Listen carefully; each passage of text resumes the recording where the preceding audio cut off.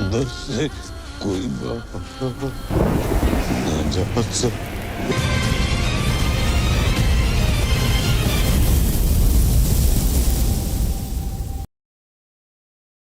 साल 2024 में बॉलीवुड ने एक रियल लाइफ इंसिडेंट पर बनी एक ऐसी हॉलीवुड टाइप सिनेमैटिक फिल्म बनाई थी जिसकी वजह से सऊदी अरेबिया के अंदर एक हलचल मच गई थी, और इस फिल्म का नाम था गोट लाइफ। ये मलयालम ज़बान की फिल्म थी जिसके अंदर सऊदीया के लोगों को इंतहाई नेगेटिव और इनका इमेज विलन जैसा दिखाया गया था, और इसी वजह से सऊदी अरेबिया ने फ़ौरन इसको बैन कर दिया। सऊदी सोशल मीडिया पर ये हैशटैग ट्रेंड करने लगे जैसा कि गोट life does not represent us, सऊदीया is a red line और एक्सपेल हिंदू वर्कर्स। और सऊदी अवाम की तरफ से खूब एहतजाज किया गया कि इस फिल्म के अंदर सऊदीया कौम को एक जालिम और वहशी कौम के तौर पर दिखाया गया है, और इसीलिए सज़ा के तौर पर तमाम इंडियन लेबर को डिपोर्ट किया जाए।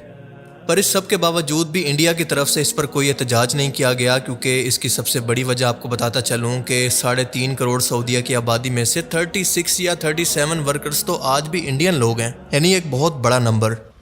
और इस कहानी की शुरुआत हुई थी साल 2018 के अंदर, जब मलयालम ज़बान के राइटर बेनी डैनियल ने अपना पहला नावल आडोजी विंथम के नाम से पब्लिश किया। बाद में इसको इंग्लिश ज़बान के अंदर ट्रांसलेट करके इसका नाम गोट डेज रखा गया।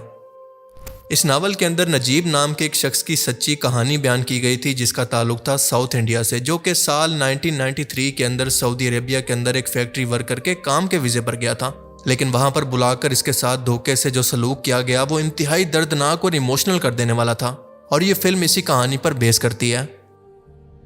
फिल्म की कहानी में हम देखते हैं कि साल 1993 के अंदर एक शख्स जिसका नाम था नजीब और इसके भाई का नाम था हकीम एक फैक्ट्री में वर्कर के तौर पर काम करने के लिए सऊदी अरेबिया जाते हैं, जहां हमें दिखाया जाता है कि एयरपोर्ट से इनका कफील इनके पासपोर्ट जब्त करके इनको दूर कहीं एक सराह में ले जाता है, और ये कफील नजीब के भाई को एक दूसरे अरब को बेच देता है, और ख़ुद नजीब को पूरे 2 साल तक एक सराह के बीचों बीच इसकी सैकड़ों बकरियों को संभालने के लिए छोड़ देता है, जहां पर ये पूरे 2 साल इंतहाई तकलीफ, भूख, प्यास और दर्द के अंदर गुजारता है। ये कफील इसको बहुत मारता है और इस पर कई तरह के जुल्म करता है। खाने के तौर पर इसको एक मोटी रोटी जो कि आधी कच्ची होती है वो दी जाती है और पानी दिया जाता है, जबकि इसके कंपनी के तमाम पेपर्स जो कि इसके कॉन्ट्रैक्ट के थे तमाम फाड़ दिए जाते हैं। इसी जगह पर हम एक और बूढ़े आदमी को देखते हैं जो कि जवानी में यहाँ पर आया था और ये भी इंडियन था, और इसी तरह से बूढ़ा होकर ये रेत के अंदर इसी जगह पर मर जाता है। लेकिन इसके कफील को इसकी लाश तक की परवाह नहीं होती, क्योंकि वो उसको मरने के लिए सराह में छोड़ देता है, जहाँ पर गिद्धें इसको नोच नोच कर खाने लगती हैं। यह सहराई इलाका शहर से और रोड से इतना दूर था कि इसके आसपास से कोई गुजरता भी नहीं था। अब नजीब ये जहन्नुम जैसी ज़िंदगी देखकर यहाँ से भागने की कोशिश करता है, तो इसका मालिक ऊँट पर इसका पीछा करता है और अपनी बंदूक से इस पर गोली चलाता है, लेकिन नजीब बच जाता है। पर फिर ये कफील इसकी एक टांग को तोड़ देता है ताकि ये दोबारा ना भाग सके। कहानी में आगे जाकर हम देखते हैं कि कुछ ही टाइम के बाद नजीब को अपना भाई हकीम मिलता है, जो कि पास ही सराह के अंदर इसी की तरह की एक गुलाम की ज़िंदगी गुजार रहा होता है। हकीम इसको आकर एक ख़त देता है जिस पर यह लिखा होता है कि पास ही इब्राहिम नाम का एक शख्स है जो कि यहाँ के तमाम रास्तों से वाकिफ़ है और वो हमें यहाँ से भगाने के लिए मदद करने पर तैयार है। फिर आखिरकार वो टाइम आ जाता है जब इनका मालिक शहर के अंदर एक शादी को अटेंड करने के लिए जाता है, तो ये तीनों मौका देकर यहाँ से भागने की कोशिश करते हैं। ये तीनों लोग प्यास की शिद्दत, सांपों से भरे सराह और तपती धूप के अंदर रोड की तलाश के अंदर निकल पड़ते हैं। हकीम भूख, प्यास और तकलीफ से वहीं गिरकर सहराई तूफान के अंदर दफन हो जाता है। इस तूफान के अंदर फंसकर नजीब भी बेहोश हो जाता है, लेकिन जब उसको होश आता है तो वो देखता है कि उसके पास पानी की एक बोतल मौजूद है, लेकिन इब्राहिम जा चुका था। नजीब ये पानी पीकर जब करीब ही जाता है तो देखता है कि यहाँ पर करीब ही एक रोड मौजूद है जहाँ से काफ़ी लोग गुजर रहे होते हैं, लेकिन बार बार इसके रोकने के बावजूद कोई भी इसके रोकने पर नहीं रुकता। फिर हम देखते हैं कि एक अरब शेख की गाड़ी आखिरकार खुद रिवर्स होकर इसकी तरफ आती है, जो कि हमदर्दी की बुनियाद पर इसको ले जाकर शहर के अंदर एक इंडियन होटल की दुकान पर पहुँचा देता है। फिर ये इंडियन शख्स इसको अस्पताल पहुँचा देता है, जहाँ से फिर इसको पुलिस स्टेशन के अंदर भेजा जाता है।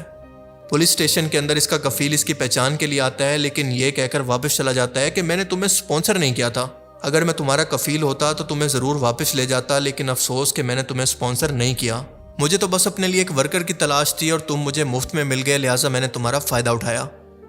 इसके बाद हम अगले सीन के अंदर देखते हैं कि नजीब को प्लेन से वापस इंडिया दोबारा भेजा जाता है और बस कहानी यहाँ पर ख़त्म हो जाती है। पर दोस्तों हकीकत यह है कि ये असल कहानी का सिर्फ आधे से भी कम हिस्सा है, क्योंकि असल कहानी इसके बाद शुरू होती है। اور اسی وجہ سے یہ ایک بہت بڑی پروپیگنڈا فلم ہے جو کہ صرف سعودی نہیں بلکہ مسلمانوں کی مخالفت اور نفرت کے اندر بنی ہے، تاکہ مسلمان قوم کو دنیا کے اندر ولن اور وحشی قوم دکھایا جا سکے، جو کہ مودی سرکار اپنے ہی ملک کے اندر تو کر رہی ہے، لیکن ساتھ ساتھ انٹرنیشنل پولیٹکس کے اندر ہر اس ملک کے خلاف بھی کھڑی ہے جو مسلمان ہے۔ مثال کے طور پر ایران، پاکستان، سعودی عربیہ، قطر، اور کھڑی ہے تو امریکہ اور اسرائیل کے ساتھ یا پھر فرانس جیسے ملکوں کے ساتھ، چاہے وہ صحیح کریں یا پھر غلط۔ اسی طرح سے اس فلم کا مقصد سعودیہ کے امیج کو دنیا کے اندر خراب کرنا تھا، یعنی جس تھالی کے اندر یہ لوگ کھا رہے ہیں اسی کے اندر چھید کرنے کی کوشش کی۔ پر اب مسئلہ یہ ہو گیا ہے کہ ان 27 لاکھ لوگوں کو جو کہ سعودیہ کے اندر آلریڈی روزگار کما رہے ہیں، جاب کر رہے ہیں، ان کو انڈیا کے اندر کون روزگار دے گا؟ اسی وجہ سے یہ سعودیہ کی طرف سے بین اور سخت تنقید کو بھی برداشت کر گئے اور اپنی وضاحت کے اندر یہ کہتے رہے کہ یہ فلم کسی مذہب کے خلاف نہیں تھی بلکہ انسانیت پر ہونے والے ظلم کے خلاف تھی۔ اس فلم کی زیادہ تر شوٹنگ ہوئی تھی اردن کے علاقے کے اندر، اور اسی فلم کے اندر اردن کے ایک ایکٹر جن کا نام تھا عاکف نجم، جنہوں نے فلم کے اندر ایک رحم دل سعودی کا کردار ادا کرتے ہوئے نجیب کو لفٹ دی تھی، انہوں نے بھی بعد میں سعودی عوام سے معذرت کی اور کہا کہ جب انہوں نے یہ کردار کیا تو ان کو معلوم ہی نہیں تھا کہ اس فلم کی اصل کہانی ہے کیا۔ دیکھیں، سب سے پہلی بات تو یہ ہے کہ دنیا میں جہاں پر بھی انسانی معاشرہ آباد ہے وہاں پر اچھے اور برے دونوں طرح کے لوگ موجود ہوتے ہیں، تو کیا ہم کسی ایک شخص کے ظلم و زیادتی کو بنیاد بنا کر پوری قوم کو ظالم اور قصوروار کہہ سکتے ہیں؟ اور یہی اس فلم کے اندر کیا گیا ہے۔ دوسری بات، یہ کہانی 1990 کی دہائی کی ہے، یعنی تقریباً آج سے 30 سے 35 سال پرانی ہے۔ اس دور کے اندر آپ جانتے ہیں کہ اتنے کوئی لیگل یا پھر چیک اینڈ بیلنس کا نظام نہیں تھا۔ پرانی ذہنیت کے عرب بدو لوگ جو کہ صحرا کے اندر موجود ہوتے تھے اور واقعی اپنے ورکرز کے ساتھ برا سلوک بھی کرتے تھے، لیکن اب ان کی پوری نسل ہی گزر چکی ہے، ان کی پوری اگلی نسل ہی جوان ہو چکی ہے، جس کا مطلب یہ ہے کہ آج کے ٹائم کے اندر یہ کہانی ریلیونٹ ہی نہیں ہے آج کے لوگوں کو جج کرنے کے لیے۔ ان کی نئی جنریشن کی سوچ بالکل الگ ہے۔ اور اگر آپ کو یہ میرا پوائنٹ ویلڈ نہیں لگتا تو آپ خود سوچ کر دیکھیں کہ آج تو ہر غریب سے غریب بندے کے پاس، ورکر کے پاس بھی اسمارٹ فون موجود ہے۔ اگر سعودی عربیہ کے اندر آج بھی ورکرز پر اس طرح سے ظلم ہو رہا ہوتا تو کیا آپ کو اس طرح کی ویڈیوز پورے سوشل میڈیا پر دیکھنے کو نہ ملتی؟ پوائنٹ یہ ہے کہ اگر کروڑوں میں سے کوئی ایک شخص ایسا ہوتا ہے جو کہ ظلم کرتا ہے، قانون کو توڑتا ہے، تو کیا اس کی وجہ سے باقی لوگوں کو ظالم کہنا یہ کہاں کا انصاف ہے؟ آپ سوچ کے دیکھیں کہ اگر اس کیس کو ریورس کر دیا جائے، یعنی ایک سعودی ورکر انڈیا کے اندر کام کرنے آئے اور کوئی انڈین شخص اس پر ظلم کرے، تو کیا ہم یہ کہہ سکتے ہیں کہ پوری ہندو قومی ظالم اور ولن ہے؟ اور تیسری اور سب سے بڑی بات کہ خود کہانی کے ہی مطابق نجیب کو دھوکہ دیا گیا تھا، یعنی اس کا ویزا ایک فیکٹری ورکر کا نہیں تھا بلکہ وہاں موجود ایجنٹ نے اس کو دھوکہ دے کر، اس کو جھوٹا ویزا دے کر جان بوجھ کر صحرا کے اندر پھنسایا تھا۔ تو سوال پیدا ہوتا ہے کہ یہاں پر اصل ولن کون ہے؟ اور خود اس فلم کی کہانی کے اندر موجود ہے کہ نجیب کو یہاں سے نکلنے میں مدد کرنے والا شخص ابراہیم خود بھی ایک مسلمان تھا، اور ایک سعودی مسلمان نے اس کو لفٹ دے کر بچا کر پولیس کے پاس پہنچایا، اور مسلمانوں کی پولیس نے اس کو واپس اپنے ملک کے اندر بھیجا۔ تو سوال یہ پیدا ہوتا ہے کہ ایک برے کفیل کی وجہ سے پوری سعودی قوم کو بدنام کرنا صرف بددیانتی نہیں تو اور کیا ہے؟ ہم دیکھتے ہیں کہ آج لاکھوں ایشیا کے لوگ سعودیہ کے اندر کام کر رہے ہیں، اپنی زندگیوں کو بدل چکے ہیں، وہاں پر سیٹل ہیں، خوش ہیں، ان کے کفیل انتہائی رحم دل اور ان کا احساس کرنے والے لوگ ہیں۔ اگر یہ لوگ آج کے ٹائم کے اندر اتنا ظالم ہوتے تو کون وہاں پر اپنے خاندان سمیت پوری عمریں وہاں پر گزارنے کی خواہش کرتا؟ یعنی یہ فلم ایک پروپیگنڈا اور بددیانتی پر بنی فلم تھی جو کہ مسلمانوں کا امیج دنیا کے اندر خراب کرنا چاہتی تھی، جس کو بین کر کے بہت ہی اچھا اور سخت جواب سعودی حکومت کی طرف سے دیا گیا۔ اور آپ کو مزے کی بات بتاؤں کہ یہ ناول بذات خود ایک پروپیگنڈا تھا، کیونکہ اس کے اندر آدھی کہانی سنائی گئی ہے جو کہ اصل کہانی سے بالکل مختلف ہے۔ اصل واقعہ یہ ہے کہ 1990 کی دہائی کے اندر ہفتر الباطن کے علاقے کے اندر یہ واقعہ واقعی پیش آیا تھا، جب اسی نجیب نے جو کہ پہلے ہندو تھا اپنے کفیل کے ظلم سے تنگ آ کر لڑائی کے دوران کوئی چیز اس کے سر پر مار کر اپنے کفیل کو مار دیا تھا۔